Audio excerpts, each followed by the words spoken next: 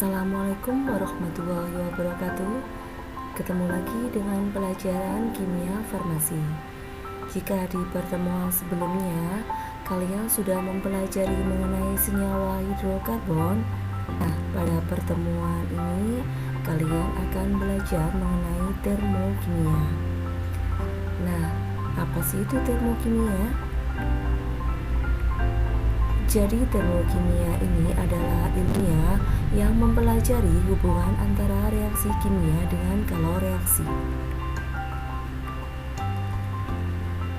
Ingat bahwa setiap materi itu mengandung energi dalam bentuk energi potensial dan energi kinetik. Yang keduanya ini dikatakan sebagai energi internal. Jika energi yang terkandung dalam materi ini berubah, maka otomatis perubahan energi ini yang dinamakan sebagai kalor. Apabila perubahan kalor ini terjadi pada tekanan tetap, itu disebut sebagai perubahan entalpi atau yang dilambangkan dengan delta H. Sebelum lebih lanjut kalian mempelajari mengenai perubahan entalpi, sebelumnya kalian pelajari dahulu mengenai sistem dan lingkungan. Sistem bisa didefinisikan sebagai bagian dari alam semesta yang menjadi pusat perhatian langsung dalam suatu eksperimen tertentu. Sedangkan lingkungan adalah bagian sisa dari semesta yang dapat tukar energi dengan sistem selama proses yang diamati berlangsung. Jadi lingkungan ini yang berada di luar sistem. Saya berikan contoh, jika kalian melarutkan gula pasir ke dalam beker gelas yang berisi air. Apabila gula pasirnya ini dikatakan sebagai sistem, maka selain gula pasir, itulah yang di dalam lingkungan. Termasuk di dalamnya terdapat air sebagai pelarut, gelas kimia, penutup gelas kimia, maupun udara yang ada di sekelilingnya. Isinya seperti ini. Jadi antara sistem dan lingkungan itu nanti akan terjadi suatu pertukaran energi atau kalor. Bisa jadi kalor ini masuk ke dalam sistem atau sistemnya menyerap kalor. Ini dikatakan sebagai reaksi endoterm. Bisa juga kalor ini atau energi ini dilepaskan oleh sistem, jadi bergerak ke arah lingkungannya. Ini dikatakan sebagai reaksi eksoterm. Akan belajar lebih detail lagi mengenai reaksi endoterm dan eksoterm. Berikutnya kalian pelajari mengenai jenis-jenis sistem. Di sini ada 3 buah sistem, yaitu yang pertama sistem terbuka. Pada sistem terbuka ini memungkinkan terjadinya pertukaran materi maupun energi dengan lingkungannya. Contohnya saja, apabila kalian merebus air dalam panci ilustrasinya seperti ini. Jadi antara sistem dan lingkungan ini baik energi maupun materi itu nanti akan terjadi pertukaran antara sistem dengan lingkungannya. Yang kedua ada sistem tertutup. Pada sistem tertutup ini terjadi pertukaran energi, namun tidak ada pertukaran materi antara sistem dan lingkungannya. Contohnya saja apabila kalian merebus air dalam panci yang tertutup. Ini untuk ilustrasinya jadi antara sistem dan lingkungan hanya terjadi pertukaran energi saja. Yang ketiga yaitu sistem terisolasi. Pada sistem terisolasi ini tidak terjadi pertukaran materi maupun energi. Contohnya saja pada termos penyimpanan air panas. Ilustrasinya seperti ini. Jadi antara sistem dan lingkungan tidak ada pertukaran energi maupun materi sama sekali. Berikutnya kita mengenai reaksi eksoterm dan reaksi endoterm. Jadi berdasarkan perubahan entalpinya reaksi kimia ini terbagi menjadi 2, yaitu reaksi eksoterm dan reaksi endoterm. Yang pertama, reaksi eksoterm.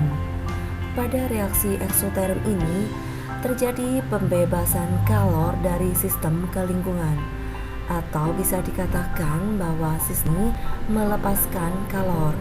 Nah, sehingga nanti akan terjadi kenaikan suhu atau suhu lingkungannya bertambah.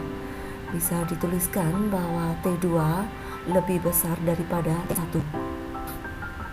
Nah, pada reaksi eksoterm ini ya, sistem yang melepaskan kalor akan mengalami penurunan energi, sehingga energi sebelum reaksi atau entalpi dari reaktan itu akan lebih besar daripada energi setelah reaksi atau entalpi produk. Contohnya saja pelarutan batu kapur ke dalam air. Nah, di sini ini menunjukkan terjadinya kenaikan suhu. Contoh lagi pada respirasi dan perkaratan besi. Ini diagram energinya ya.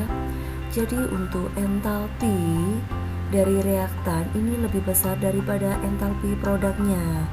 Sehingga untuk nilai perubahan entalpinya ya, entalpi produk kurangi entalpi reaktan, otomatis nanti akan menghasilkan nilai yang kurang dari 0. Sehingga untuk reaksi eksoterm ini nilai delta hanya yaitu negatif. Yang kedua yaitu reaksi endoterm. Pada reaksi endoterm ya, terjadi penyerapan kalor dari lingkungan ke sistem. Jadi sistem ini menyerap kalor sehingga nanti suhu lingkungannya akan berkurang atau terjadi penurunan suhu. Nah, bisa dituliskan bahwa T2 ini kurang dari T1. Nah, pada reaksi endoterm ini sistem menerima kalor, otomatis nanti akan mengalami kenaikan energi, sehingga energi sebelum reaksi atau entalpi reaktan ini akan lebih kecil dibandingkan energi setelah reaksi atau entalpi produk. Contohnya saja pada pelarutan urea ke dalam air. Nah, di sini ini terjadi penurunan suhu. Contoh lain yaitu pada proses fotosintesis. Berikut adalah diagram energinya ya, entalpinya untuk reaksi endoterm. Jadi untuk entalpi reaktan ini nilainya lebih kecil dibandingkan entalpi produk. Otomatis untuk nilai delta hanya entalpi produk kurangi entalpi reaktan menghasilkan nilai lebih besar dari 0. Atau bisa dituliskan bahwa pada reaksi endoterm ini nilai delta hanya yaitu positif.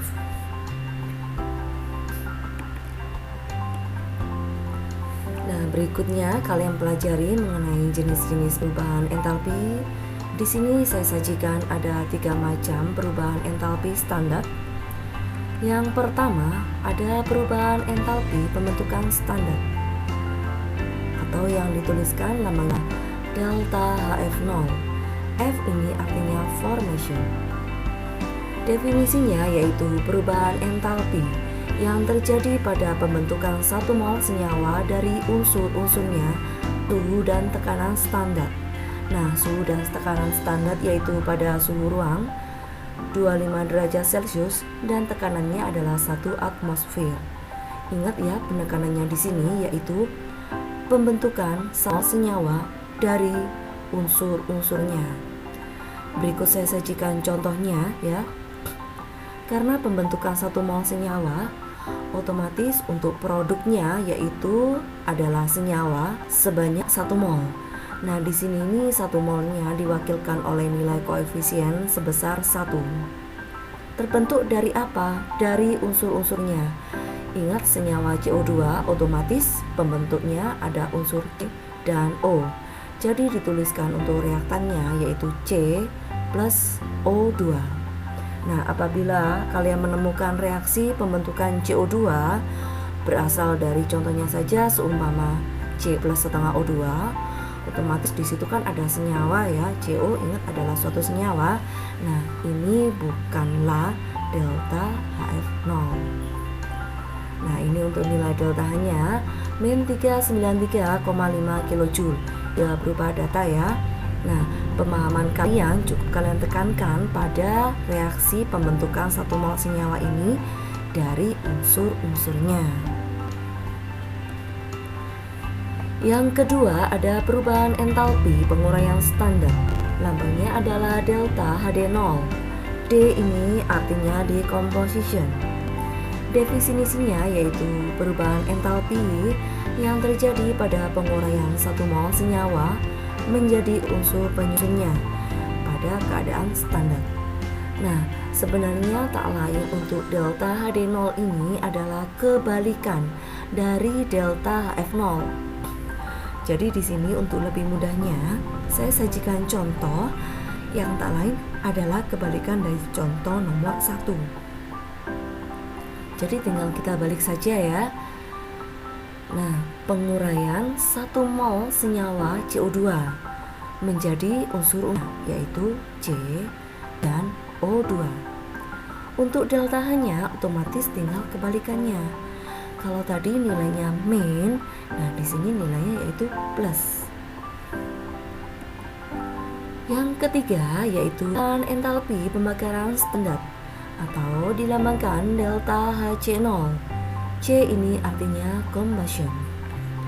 Definisinya yaitu perubahan entalpi yang terjadi pada pembakaran 1 mol suatu zat sempurna pada keadaan standar.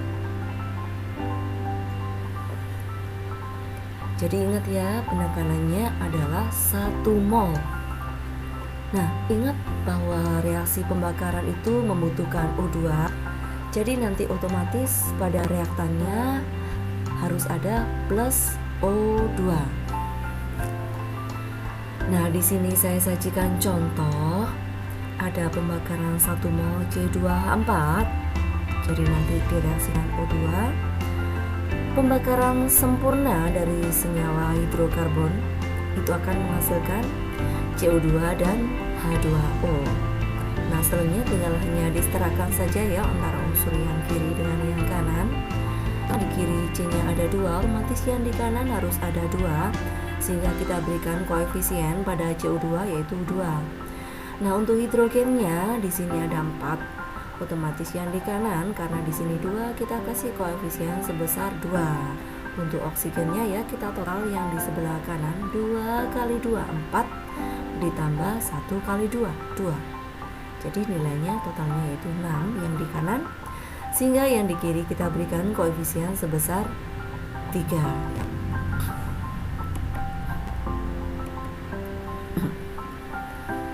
Berikut saya sajikan contoh soal terkait. Pertanyaannya, tuliskan persamaan kimia untuk reaksi-reaksi berikut.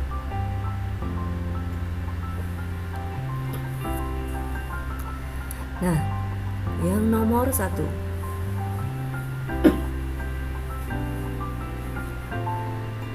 Pada reaksi N2 plus 2H2 menjadi N2H4 dibebaskan kalor 50,63 kJ per mol. Jadi di sini ada clue dibebaskan. Yang nomor 2. Pada reaksi setengah 2 plus C plus setengah N2A menjadi HCl diperlukan kalor 135,1 per mol.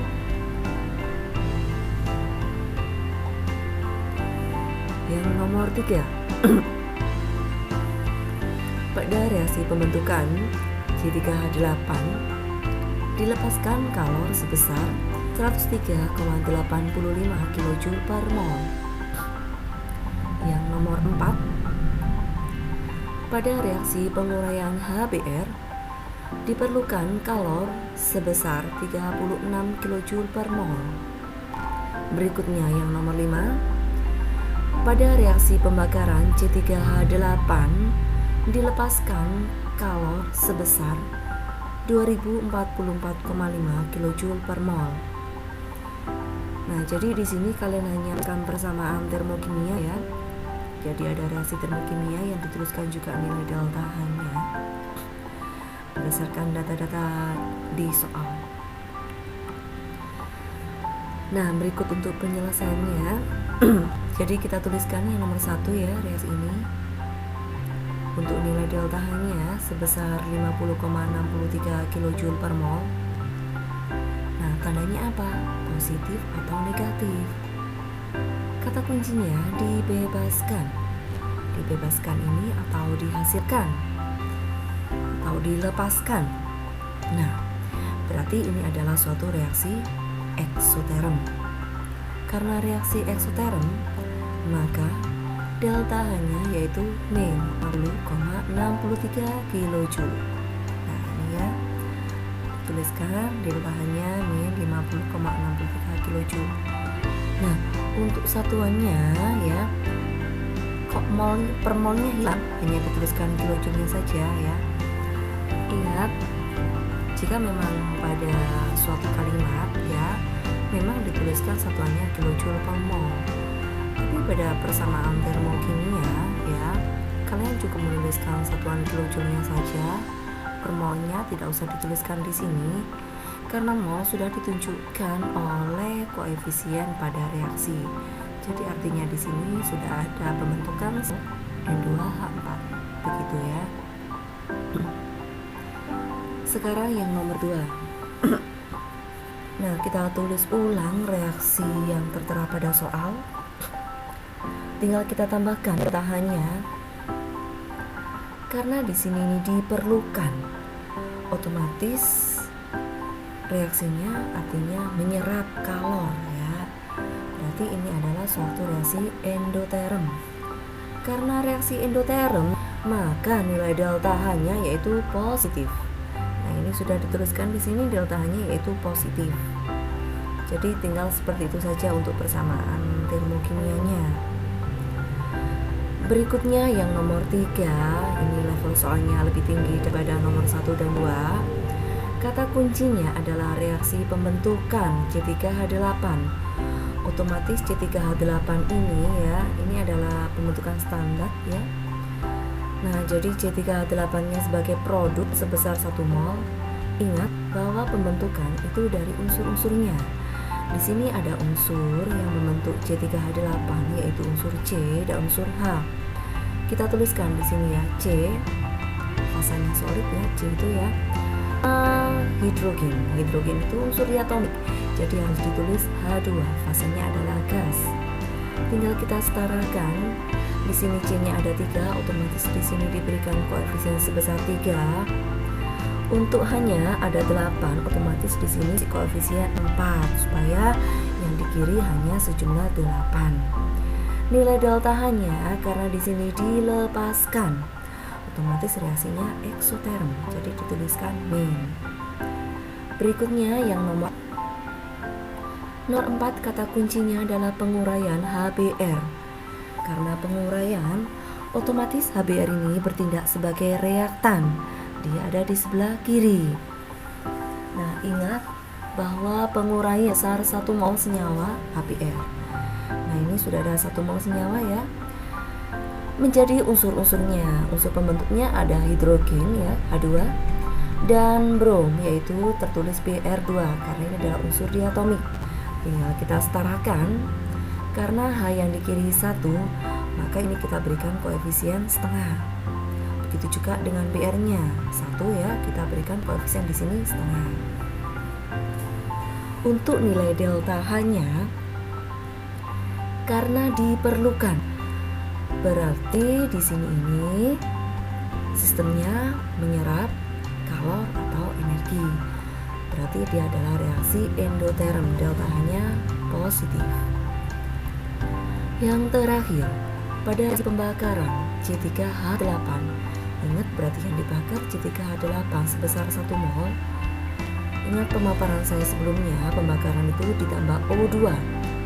Pembakaran sempurna menghasilkan CO2 dan H2O. C-nya di sini 3. Otomatis di sini kita berikan koefisien sebesar 3 ya, supaya sama dengan yang di kiri. Hanya 8. Ini hanya ada 2. Kita berikan koefisien 4 supaya yang di kanan juga sama dengan 8. Nah, cara menghitungnya ya, Kita hitung dulu yang di kanan. 2 kali 3 6 ya, ditambah 1 kali 4 4 ya, jadi totalnya 10. Supaya yang di kiri 10 ya, karena ini oksigen ya, sebanyak 2, kita berikan koefisien 5 supaya nanti totalnya itu 10. Nilai delta H-nya, kata kuncinya dari kata dilepaskan, otomatis reaksinya adalah eksoterm, maka nilai delta H-nya yaitu negatif. Selanjutnya kita belajar mengenai penentuan harga perubahan entalpi berdasarkan data delta HF0. Untuk menentukan harga perubahan entalpi ini ya, ada dua cara, yaitu secara teoritis dan secara eksperimen. Nah, yang saya sajikan ini adalah secara teoritis. Ya, untuk yang secara teoritis berdasarkan data delta HF0, yang kedua berdasarkan hukum Hess, dan yang ketiga berdasarkan data energi ikatan. Sedangkan yang secara eksperimen dengan menggunakan kalorimeter. Nah, di sini ini saya berikan satu saja ya, yaitu berdasarkan data delta HF0. Untuk teknis yang lainnya ya, nanti bisa kalian pelajari, kalian bisa langsung menghubungi saya ya. Jadi di balik layar saja. Nah, untuk rumusnya ya, delta H itu sama dengan sigma delta HF0 dari produk dikurangi sigma delta HF0 dari reaktan. Bisa dituliskan delta H itu sama dengan sigma delta HF0 kanan ya, karena produk ini ada di kanan, dikurangi sigma delta HF0 kiri, karena reaktan posisinya ada di kiri. Berikut saya sajikan untuk contohnya. Jadi model soalnya seperti ini. Diketahui data delta HF0, jadi sudah ada data delta HF0 dari CH4 fasanya gas sebesar min 74,85 kJ per mol. Lalu ada CO2 fasanya gas sebesar min 393,7 kJ per mol. Lalu ada H2O sebesar min 285,85 kJ per mol. Nah, pertanyaannya, tentukan nilai perubahan entalpi atau delta H untuk reaksi berikut ini ya. Ingat rumusnya, sigma delta H0 yang di kanan dikurangi yang kiri. Contoh yang kedua. Diketahui data delta HF0 dari SO2 yaitu min 26,8 kJ per mol. Nah, diketahui juga ya bahwa nilai perubahan entalpi untuk reaksi 2SO2 plus O2 menjadi 2SO3 yaitu sebesar min 97,8 kJ per mol. Yang ditanyakan, berapakah nilai delta HF0 dari SO3? Nah, berikut untuk penyelesaiannya. Jadi ingat rumusnya delta H itu mah delta H0 produk dikurangi sigma delta H0 reaktan. Untuk yang nomor 1 produknya ada CO2 dan H2O. Kita tuliskan ya. CO2-nya sebanyak 1, jadi formulanya secara spesifik sesuai dengan reaksi nomor 1, yaitu delta H0 CO2 ditambah, kalau ada koefisiennya langsung dikalikan ya, 2 kali delta F0 H2O dikurangi yang sebelah kiri ya, delta F0 CH4 ditambah 2 kali delta F0O. Langsung kita masukkan untuk nilainya berdasarkan data pada soal. Untuk CO2 delta HF-nya yaitu min 393,7 kJ per mol, langsung dituliskan. Untuk H2O-nya yaitu min 285,85 kJ per mol, jangan lupa dikalikan koefisiennya yaitu 2. Dikurangi yang kiri. Delta H0 dari CH langsung kita masukkan min 74,85 kJ per mol. selanjutnya untuk O2. Nah, di data nomor 1 tidak ada ya nilai delta HF0 untuk O2.